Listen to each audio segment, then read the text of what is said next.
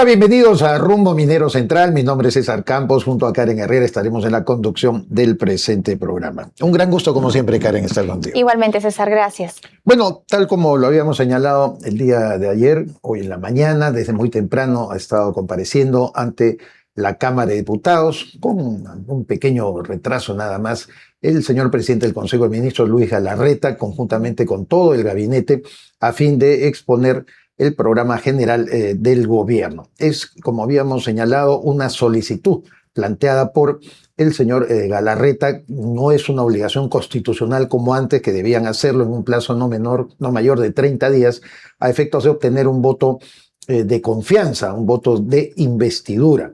Eso no elude bajo ningún punto de vista la posibilidad de que se pida un voto de confianza también para hacer o fortalecer, en todo caso, el compromiso del Congreso con la posibilidad de la aprobación de este programa, que, reiteramos, no es una exigencia. Yo creo, Karen, que Galarreta el día de hoy, como lo habíamos previsto, ha expuesto los lineamientos generales de esta política, siendo más específico en lo que es el combate a los embates del niño costero, el niño global, y todo lo que está ya ocasionando como daño en el crecimiento económico. Ya está afectado el crecimiento del Producto Bruto Interno, y también los aspectos de seguridad, que la verdad, con lo ocurrido en los últimos días, atentados en lo que el propio ministro del Interior, Astudillo, dice que no estaban dentro del mapa de calor, o sea, de focalización de aquellas empresas que han sido objeto de extorsión. Bueno, ha sido una larga exposición el día de hoy. Así es, luego de la exposición del jefe de gabinete hemos tenido también este tiempo en donde los grupos parlamentarios han tenido la oportunidad de hacer preguntas, de analizar lo que se ha propuesto el día de hoy. Como se esperaba, se tenía que escuchar algo relacionado al fenómeno del Niño por la preocupación que ha generado sin duda las recientes lloviznas, que vemos que han generado bastante preocupación en diversos distritos de nuestra capital y también al interior del país. Por otro lado, estamos al pendiente de cuáles van a ser las reacciones, ¿no? Porque el día de hoy hemos escuchado, digamos, ya formalmente cuál va a ser la política del gobierno de Keiko Fujimori, pero ahora vamos a estar escuchando a analistas de economía, analistas internacionales, analistas también relacionados al sector de los fenómenos climatológicos, para ver cuán viables son estas medidas que se están planteando. Y un aspecto particular de ello ha sido abordar, por supuesto, el tema de la formalización minera, pero en referencia más bien a la existencia de las economías ilegales, no solamente la minería ilegal, el narcotráfico, a lo cual también se han referido como una serie de medidas que han anunciado el día de hoy. Y esto es muy importante en el contexto, Karen, que como sabemos ya Juntos por el Perú, la bancada del señor Roberto Sánchez, ha presentado una primera moción de interpelación al ministro de Defensa, Rafael Belaúnde Llosa, por el hecho de que, según ellos señalan, está comprometido, es una puerta giratoria, ha tenido y ha recibido dinero de la empresa Poderosa que dirige la señora Eva Arias. Como sabemos, Poderosa ha sido duramente atacada por la minería ilegal, y esto hace sospechosa la presentación de dicha interpelación, algo que sorprende a todos, pero más porque bien además no ha habido mucho tiempo para que los ministros puedan presentar sus directrices de trabajo. En 2 semanas tener que responder. Más bien, ¿por qué no les preguntamos nosotros también a varios de los congresistas qué intereses de la minería ilegal ellos representan? Y el vínculo que tienen. Y algunos se disfrazan de formales, o sea, los ciudadanos también tenemos derecho a fiscalizarlo. Bueno, en ese contexto se ha presentado también el gabinete. Y hablando de formalización, Karen, el día de hoy vamos a tener como invitado a Máximo Gallo, que ha sido director general de formalización minera, para que nos dé su punto de vista acerca de cómo vamos a tratar el tema del reinfo. Estamos al límite, se va a extender. Todo lo que ha señalado hasta ahora el ministro Guillermo Chino nos deja aún en el limbo. Así es, y no solo los anuncios que ha hecho el Ministerio de Energía y Minas, sino los ministerios, por ejemplo, de Economía, de Vivienda, en relación a lo que estamos viviendo como país. Para eso vamos a estar también en el programa con Rosa Bartra, abogada y excongresista de la República, para hablar sobre este desafío enorme que tiene el gobierno de Keiko Fujimori y sus ministros, y específicamente vamos a abordar el tema de los subsidios de la minería y de la empresa estatal de Petroperú, que le estaría abriendo la puerta a la inversión privada. Esto y más en el programa de hoy. Así es. Muy interesantes dichas entrevistas, no se las puede perder. Mientras tanto, los dejamos con el informe elaborado por el equipo de prensa de Rumbo Minero TV. El reinfo vuelve al centro del debate político. esta vez por las nuevas autoridades encargadas de discutir el futuro de la formalización minera en el Congreso.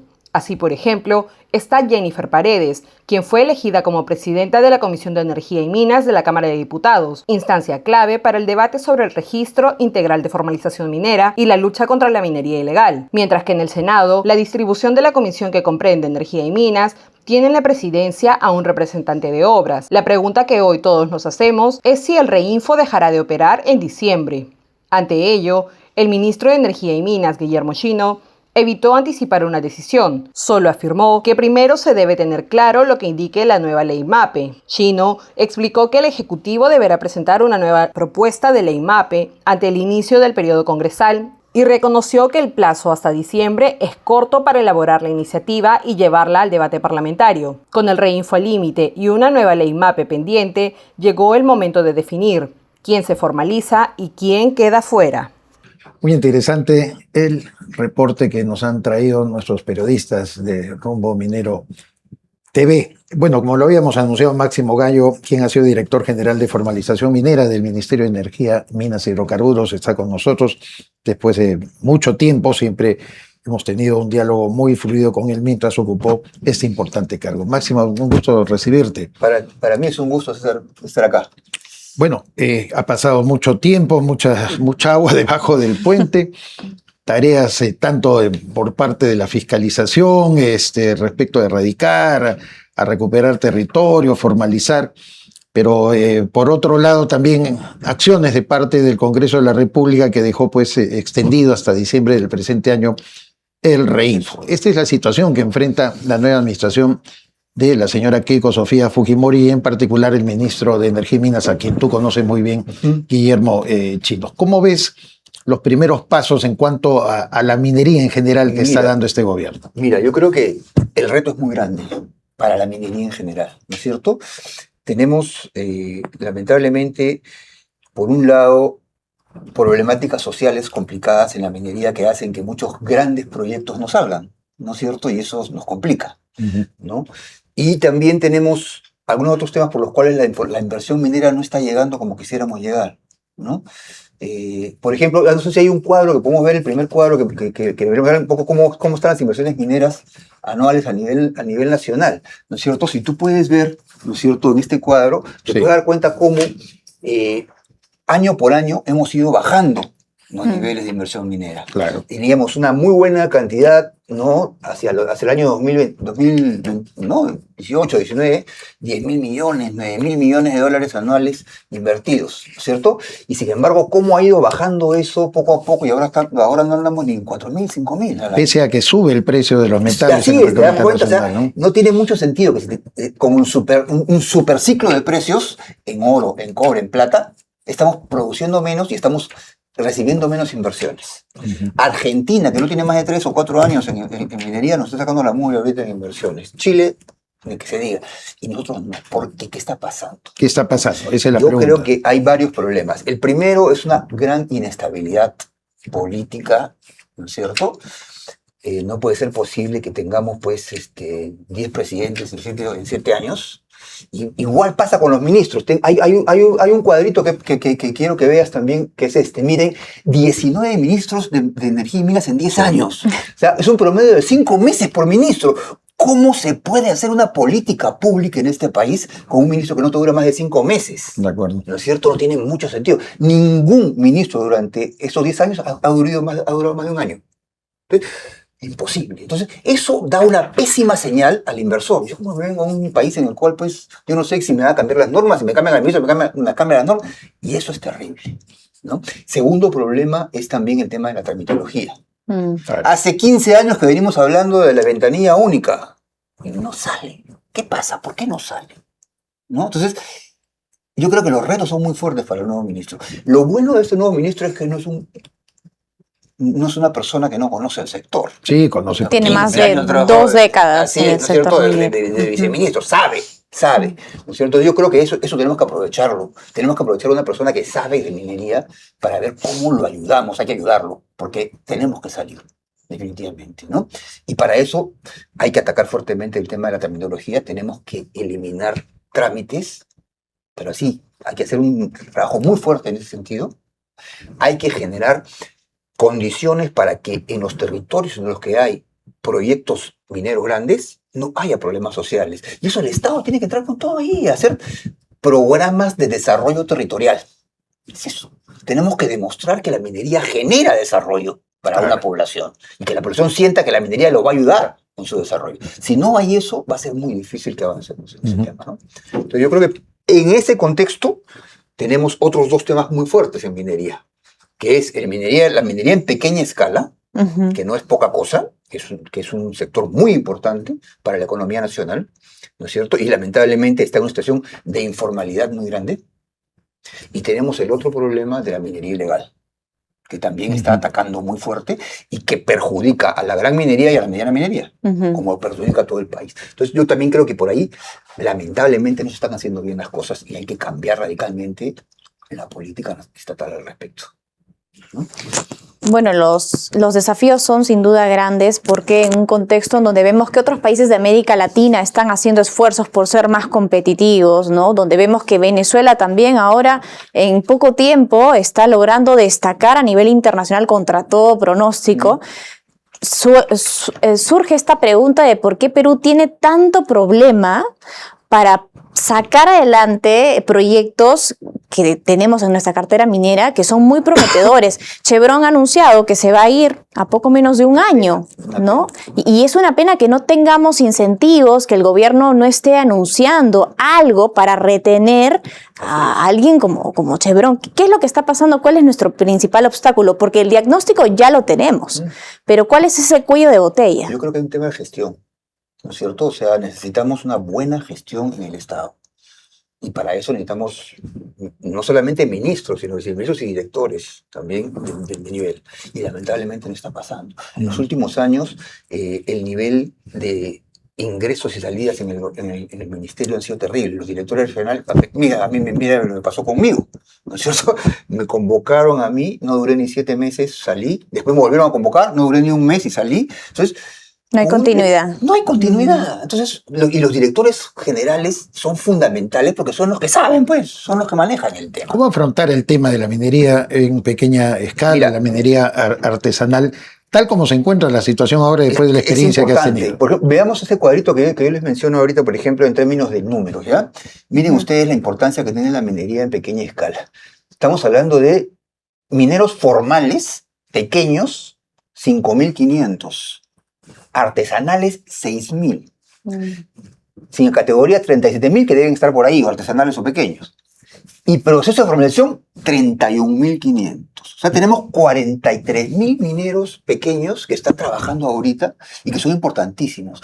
El oro en este país, el 50% del oro que se produce en este país, lo producen los pequeños mineros. Solamente hay 8 o 9 empresas grandes que producen el 43-44%.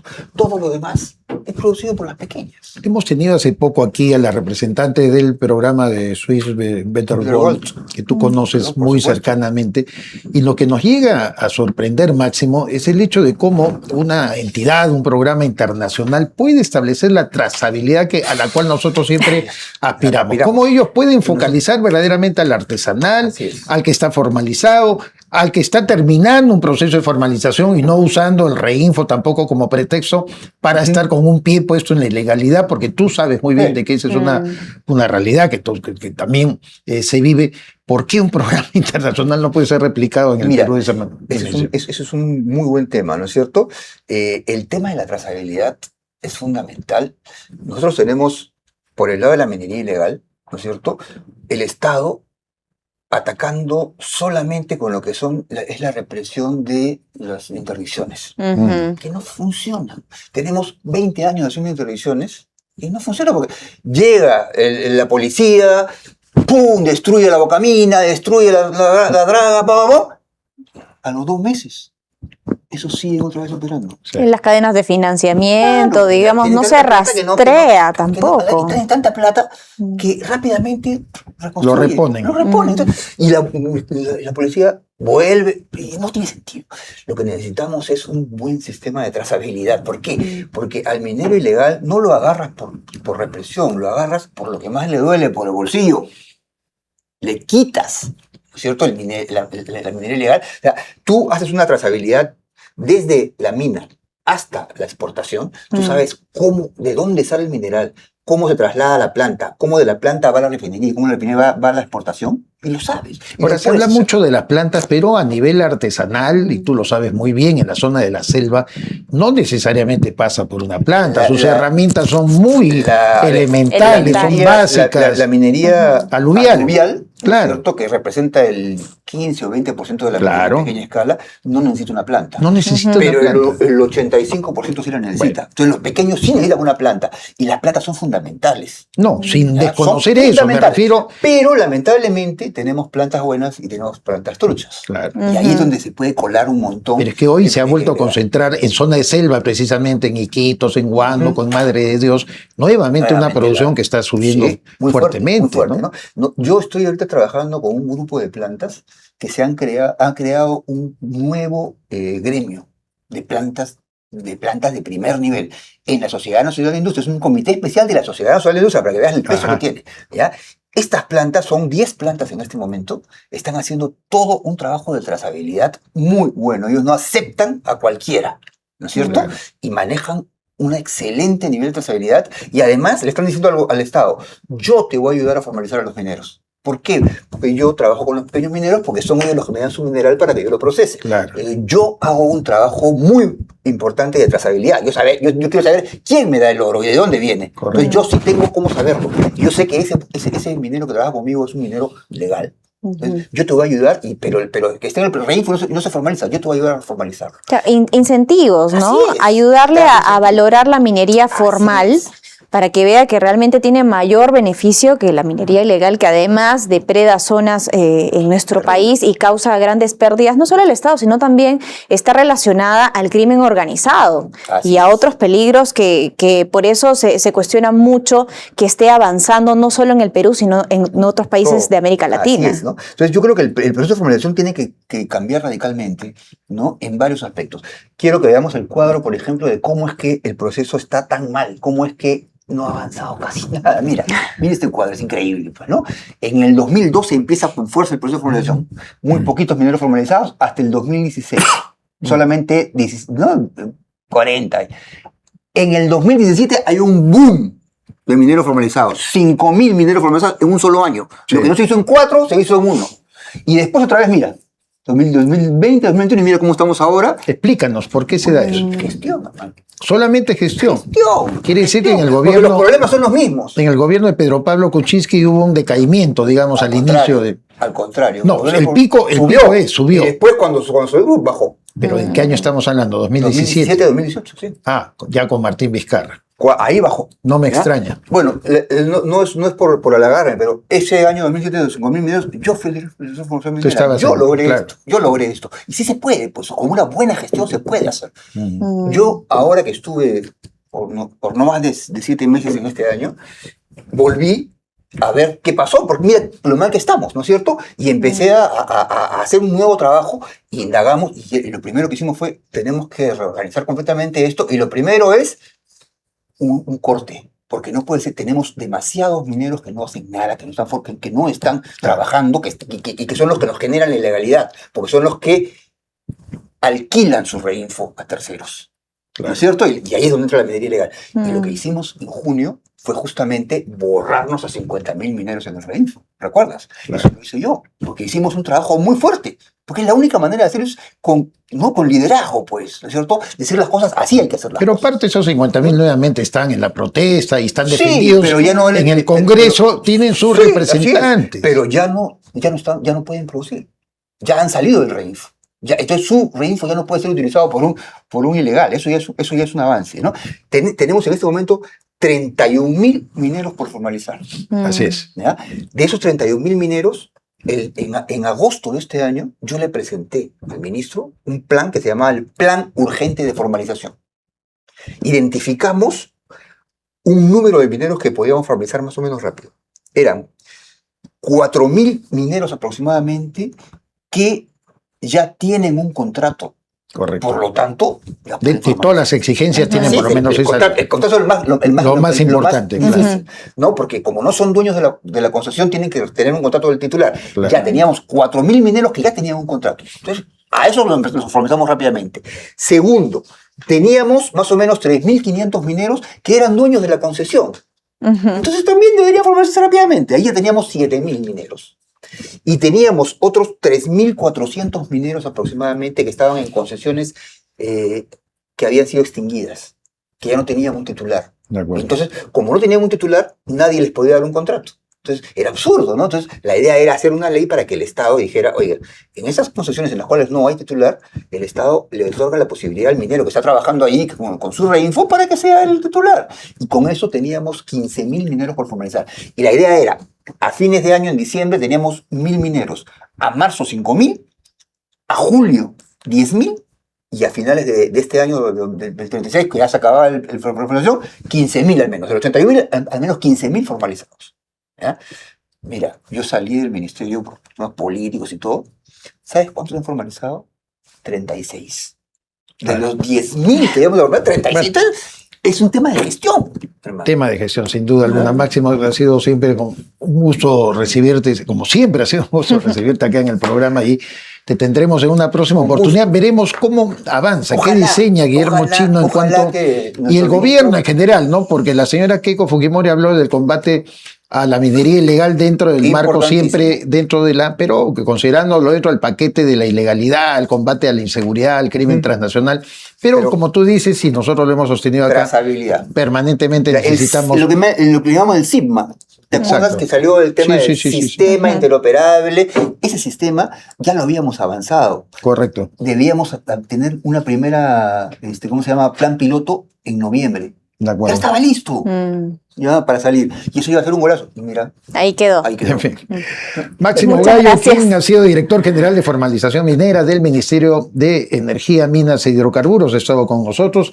Ya lo sabe, del 9 al 11 de septiembre viene la versión 2026 de Expo Mina, una de las 5 ferias más importantes del rubro minero en el mundo, según medición de Ipsos. Más de 1.250 stand cada día exhibiendo, además cada uno de los proveedores que ha separado este stand, innovaciones muy importantes que usted, si forma parte de la familia minera, debe conocer. 9 foros internacionales con interesantísimas charlas de las personas, los CEO más avanzados que hay en el mundo y en el conocimiento del mundo minero. Ya lo sabe, del 9 al 11 de septiembre en el Centro de Convenciones del Jockey Club del Perú. No se lo puede perder. Ya lo sabe, estamos también en Movistar, Canal 42, estamos en Win, estamos en Vitel, próximamente en Claro, estamos en más de 80 operadores de cable a nivel nacional e internacional, nos ven en Colombia, en Argentina, Chile y México. Usted que quiere anunciar en un programa que le dé viabilidad y conocimiento a todas las unidades mineras acerca de sus productos y o servicios,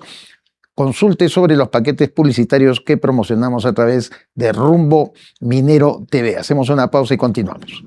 Del 9 al 11 de septiembre, vuelve Expo Mina Perú 2026, la feria minera más grande del Perú. Según análisis de Ipsos 2026, Expo Mina Perú se posiciona dentro del top 5 mundial de eventos mineros por número de stands de exhibición.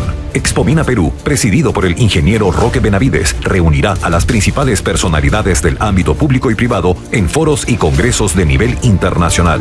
La industria minera es probablemente una de las industrias más globalizadas que existe en el mundo y por lo tanto el Perú, que es un jugador importante en la exploración, en la producción minera, es un país que atrae a muchos inversionistas. Expo Mina Perú se ha posicionado como una de las ferias, conferencias más importantes en nuestro país. En esta edición, Expo Mina Perú presentará American Mining Summit, la 8ª cumbre internacional de minería de las Américas, presidida por Carlos Castro, gerente de asuntos corporativos para América del Sur de Glencore. Hemos preparado un programa robusto, con líderes empresariales, autoridades gubernamentales, expertos técnicos y organismos internacionales.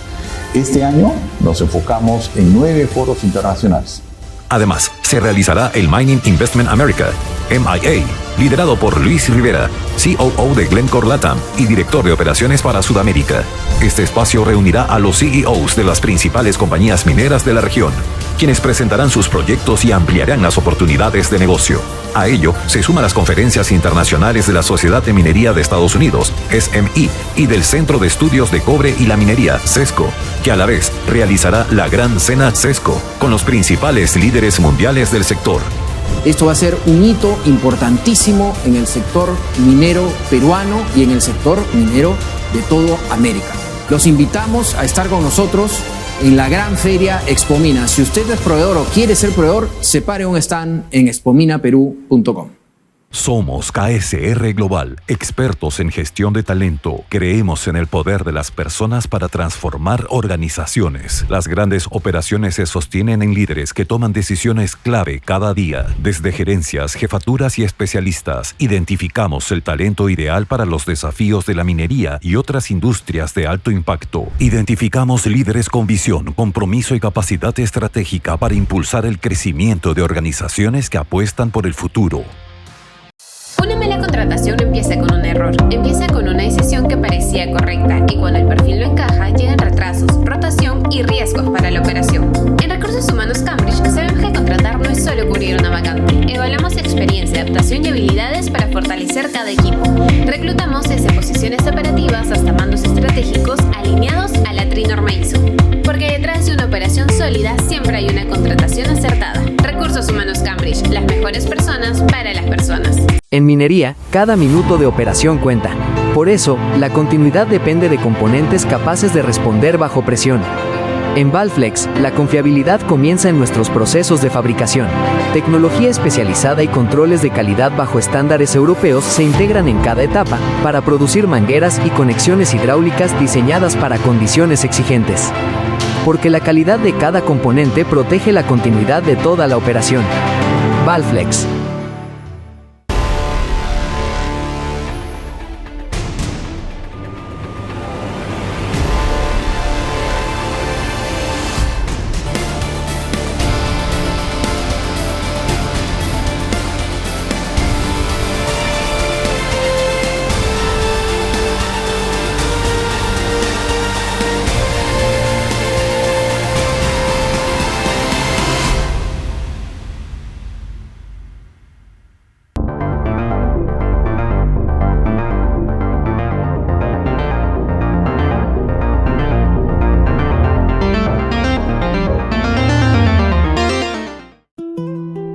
La historia de Huancapetí está ligada a la tradición minera de la región Ancash, específicamente en las provincias de Aija y Recuay. Compañía Minera Lincuna, de capitales peruanos, asumió el reto de reactivar y modernizar operaciones en zonas que, históricamente, fueron explotadas de forma artesanal o a menor escala. Desde su consolidación, Lincuna se ha enfocado en la extracción de zinc, plomo y plata. El proyecto de ampliación Huancapetí nace de la necesidad de asegurar la sostenibilidad de la operación a largo plazo. No se trata solo de extraer más, sino de optimizar la planta de beneficio para procesar hasta 10.000 toneladas diarias. A lo largo de la última década, la empresa ha trabajado intensamente en la recategorización de sus reservas y en mejorar sus estándares ambientales, logrando que el proyecto se ha visto como un motor económico vital para los distritos de Aija y Ticapampa, donde la minería es el principal empleador.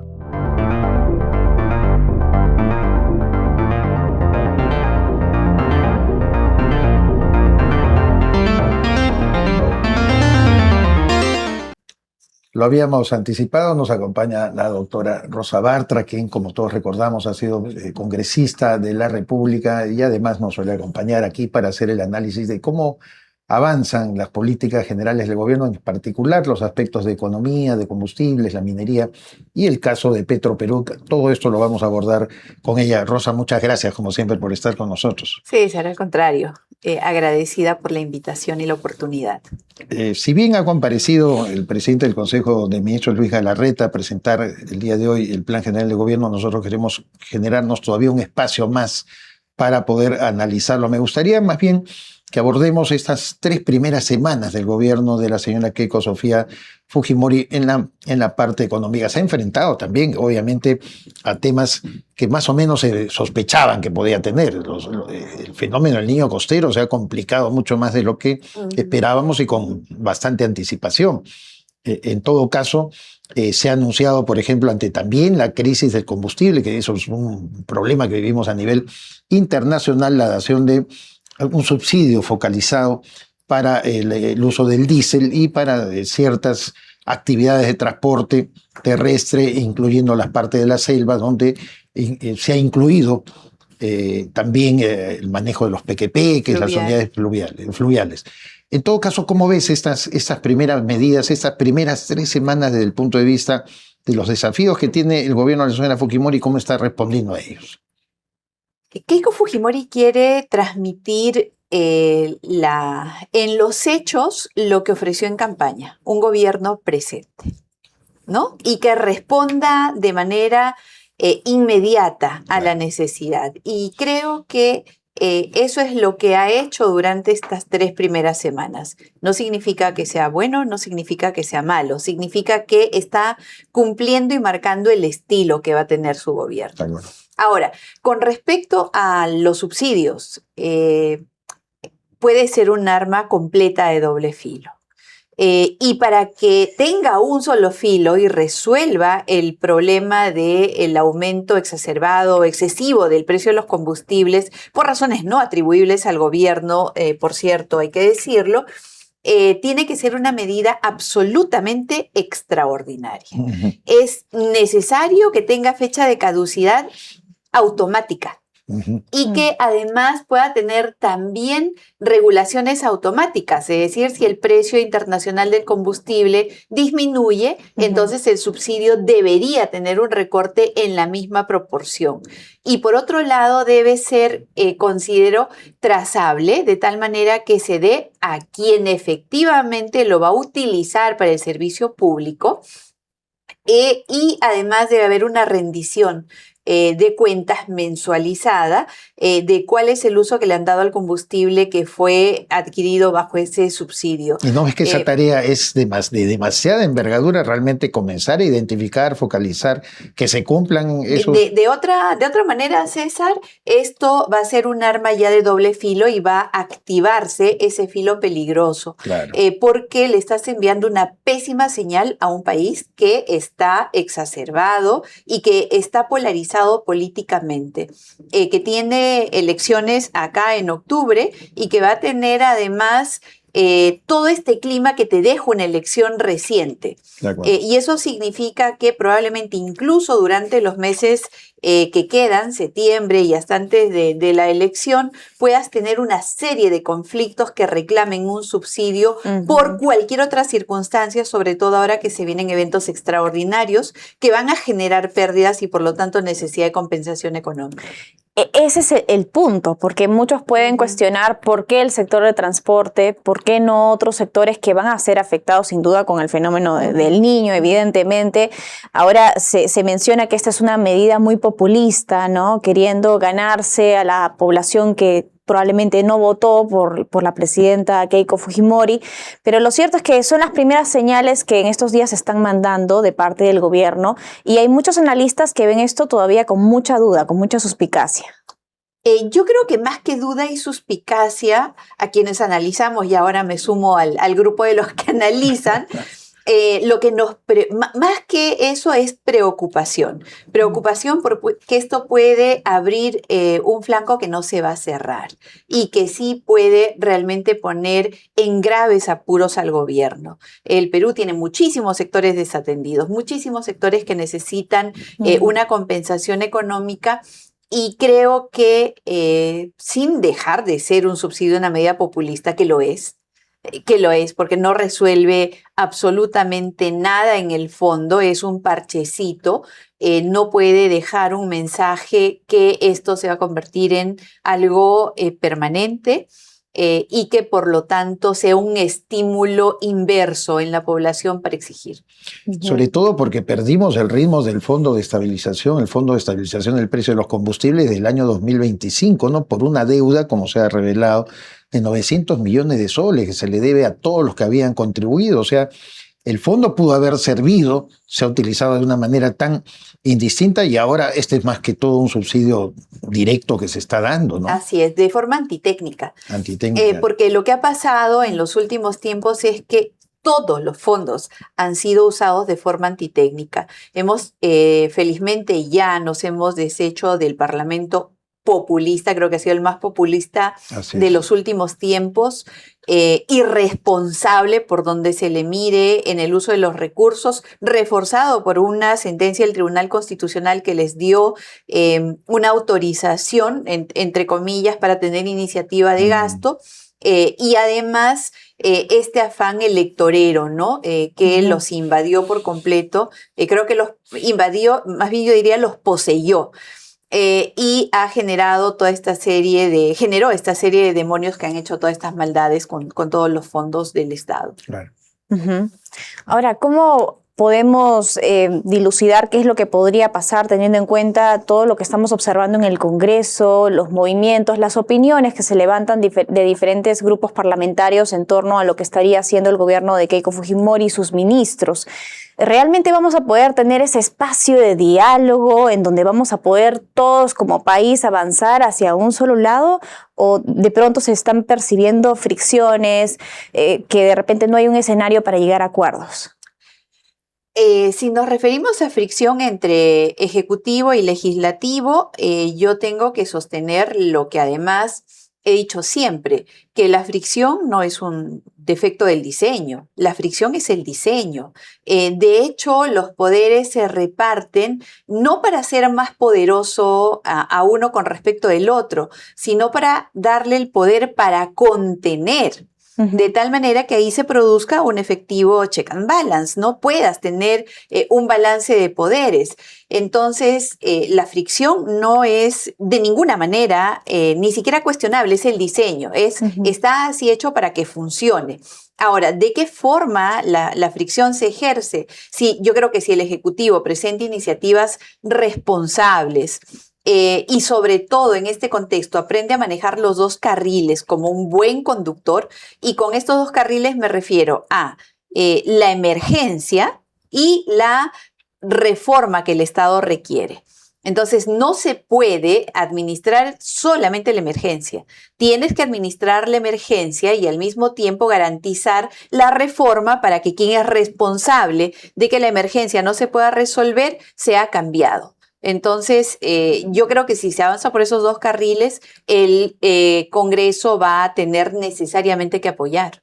Un anuncio importante esta semana, Rosa, lo dio el ministro de Energía y Minas, Guillermo Chino, respecto al rediseño del canon.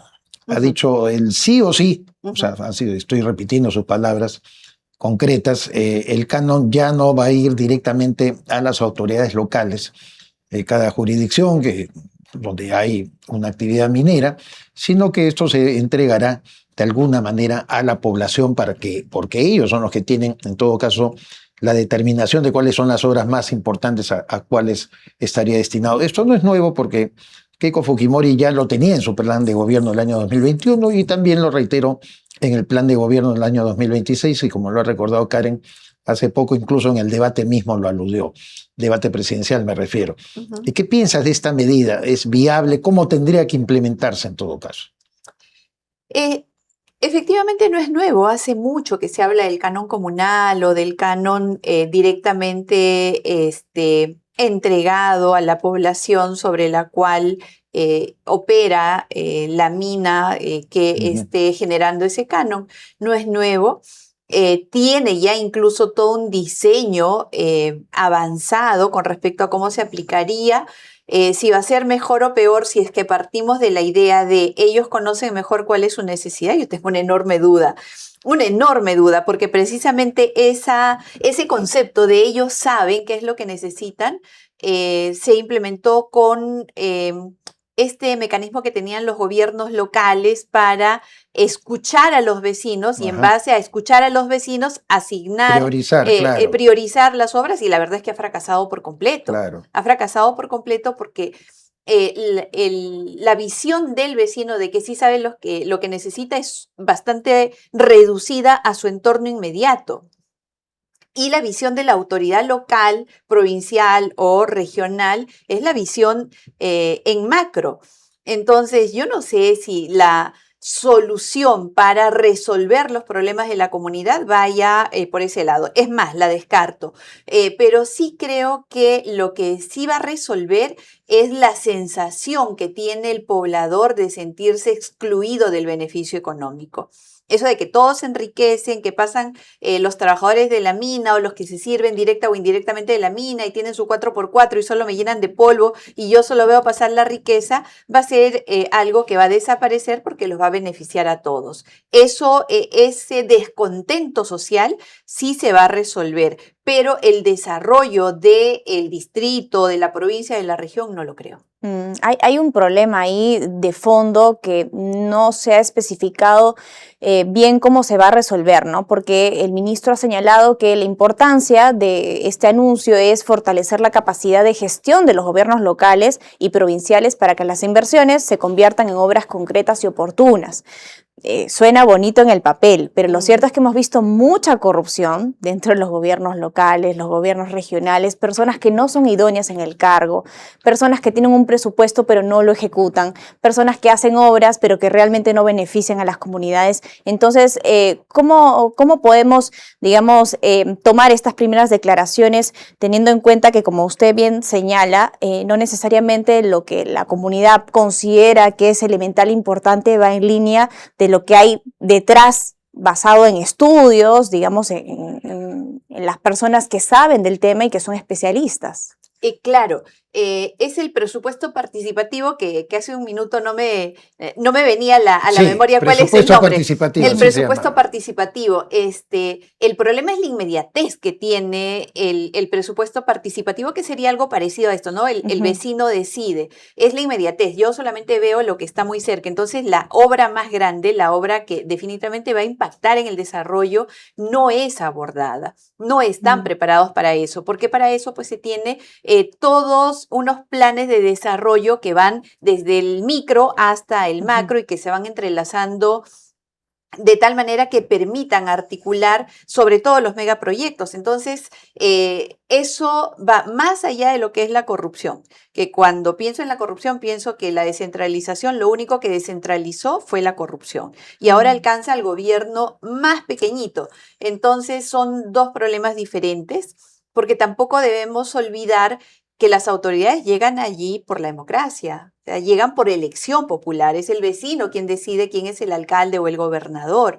Entonces, hay, creo, la necesidad de repensar la descentralización, el rol del Ejecutivo del Ejecutivo Nacional para impulsar proyectos que desarrollen a todo el país y que en medio de eso ya había un vecino involucrado, además percibiendo los beneficios, tengan un trabajo directo y eso pueda mejorar. Una articulación completa creo que ayudaría. Nos queda poco tiempo, de manera breve. Sí. Tal como se están planteando las reformas, la reestructuración, reperfilamiento de la deuda de Petroperú, ¿estás viendo viable ello? Es que si no es una empresa y no funciona como empresa, no sirve. El que sea una empresa del Estado no quita el carácter de, como su nombre, empresa. Entonces sí creo que está tomando el rumbo adecuado para constituirse como tal y por lo tanto generar los beneficios para los cuales está creada. Que todos estamos esperando también ahí. Rosa, muchas gracias como siempre, eres muy amable, muy gentil de estar con nosotros y te convocamos en la medida en que ya podamos ir analizando. Lo que ha dicho Galarreta, por favor.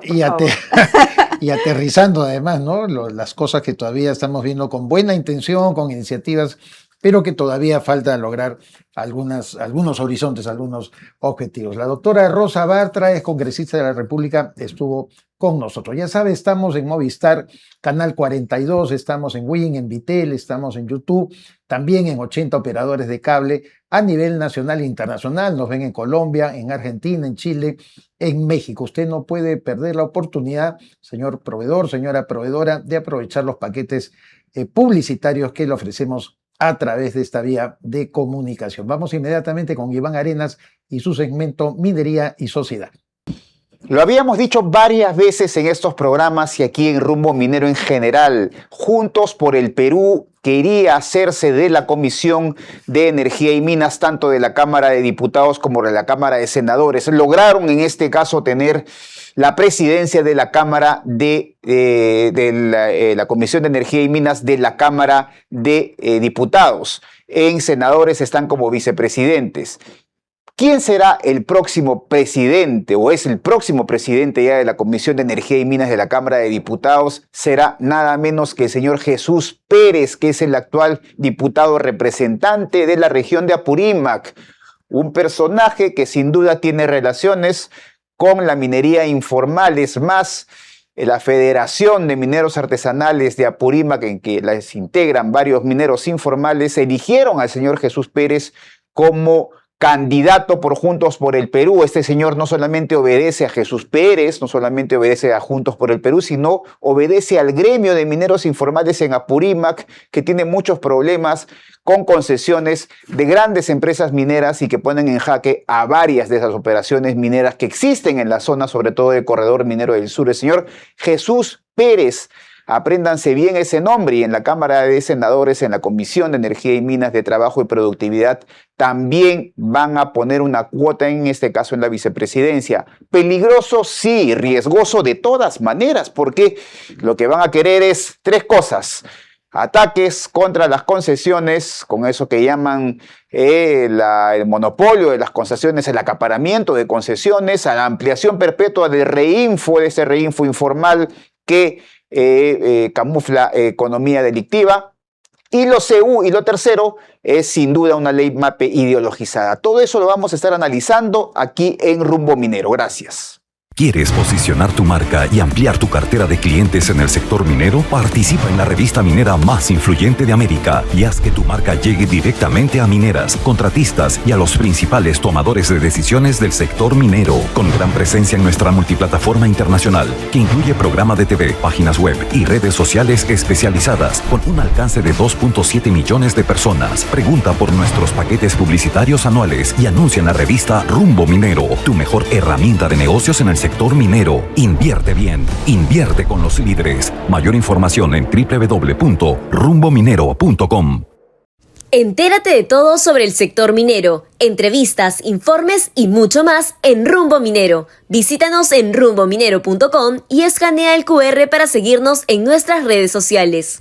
Expomina Perú, gran feria minera en septiembre. Separa tu stand en la feria minera más grande del Perú. Expomina Perú 2026, el gran punto de encuentro de la industria minera. Más de 1.250 stands, 80.000 asistentes y 9 foros internacionales que abordarán temas claves del sector y los proyectos mineros más importantes de América. La feria minera peruana top 5 mundial según análisis de Ipsos. Haz negocios con el sector minero. Separa tu stand en www.expominaperú.com. A más servicios Movistar, más beneficios para disfrutar con los tuyos. Con descuentos y sorteos para conciertos, partidos y experiencias. Ingresa a Club Movistar desde el app Mi Movistar. Conéctate para disfrutar.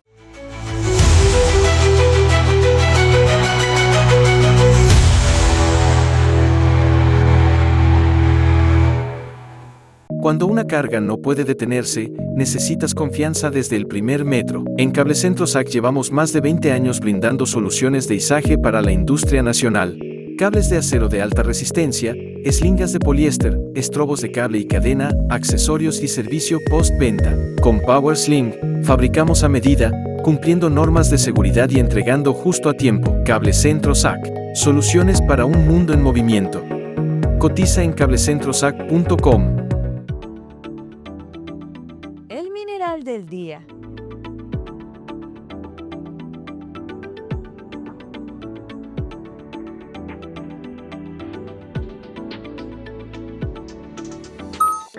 Platino. Algunos minerales destacan por su belleza, otros por su utilidad, y el platino tiene ambas. Por eso lleva décadas siendo uno de los metales más valiosos del planeta.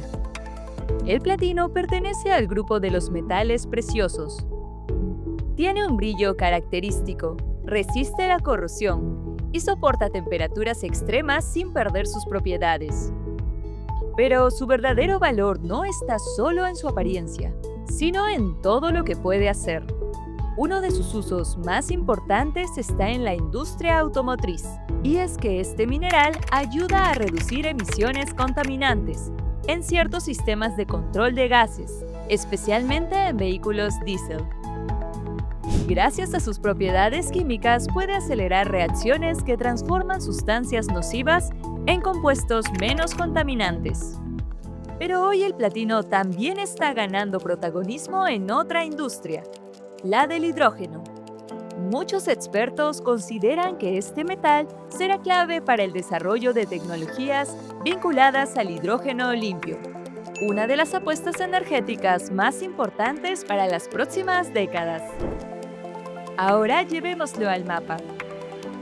Sudáfrica concentra cerca del 70% de la producción mundial de platino. Le siguen países como Rusia y Zimbabue. Esta alta concentración hace que el mercado sea especialmente sensible a problemas políticos, energéticos o laborales en las regiones productoras. Por eso, pequeñas interrupciones en la oferta pueden provocar fuertes movimientos en su precio. Y debido a que el platino es tan escaso, gran parte del platino que se utiliza en el mundo puede reciclarse.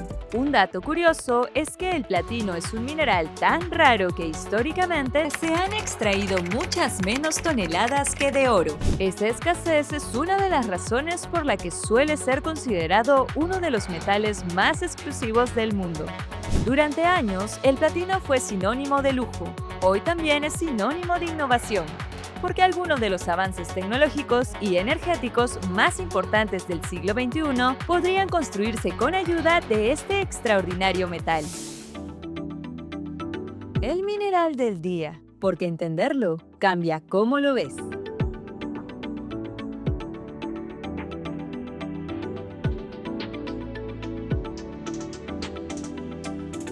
Llegamos al final del programa, Karen, y como siempre nos congratulamos de haber tenido diálogos muy interesantes, importantes con nuestros destacados invitados. El primero de ellos, Máximo Gallo, quien fue director general de formalización del Ministerio de Energía y Minas en 2 temporadas, nos ha mostrado, siempre se dice dato mata relato, ¿no? Con estadísticas, cómo en realidad ha habido momentos importantes en el proceso de formalización, pero que por falta de integralidad y por esos 19 ministros que hemos tenido en 10 años sin continuidad de políticas públicas, no se ha podido llevar a cabo un buen proceso de formalización que esperemos la gestión de Guillermo Chino en el Ministerio de Energía y Minas, pero también del gobierno en general, pueda ponerle coto por fin. Así es. Bueno, estamos viendo buenas señales. El ministro Chino tiene mucha experiencia en el sector, más de 20 años en el sector.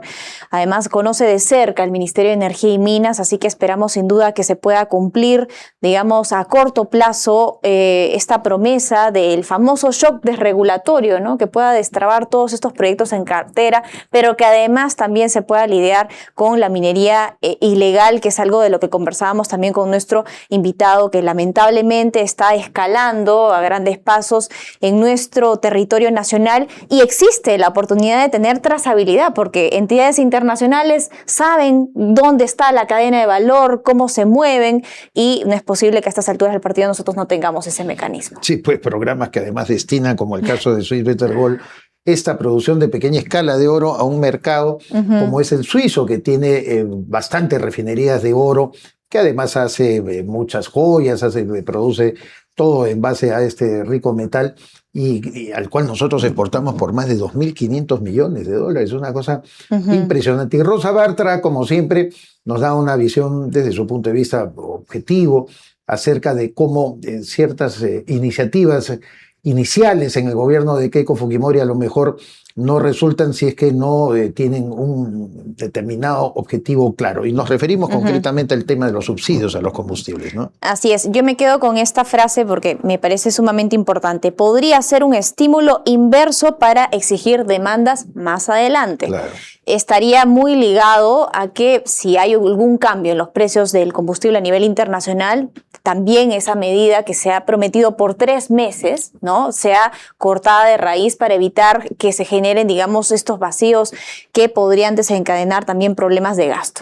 En la entrevista que le hicimos ayer a David Tuesta, el exministro de Economía y Finanzas, él decía que se podía establecer, a propósito de ese tema, una especie de corte, ¿no?, automático. De acuerdo, si se llegara a un determinado nivel de precio que lo podría sostener el mercado, ¿no? Porque básicamente estamos hablando del diésel, ante todo, que es un combustible contaminante, pero que es muy usado en el Perú, y en segundo lugar, que es el que más importamos a nivel internacional. Entonces, hablamos de algo muy sensible, muy claro, que Rosa Bartra ha afrontado con toda direccionalidad. Soy César Campos, junto a Karen Herrera hemos estado en la conducción de Rumbo Minero Central. No se pierda la programación de Rumbo Minero TV que sigue a continuación.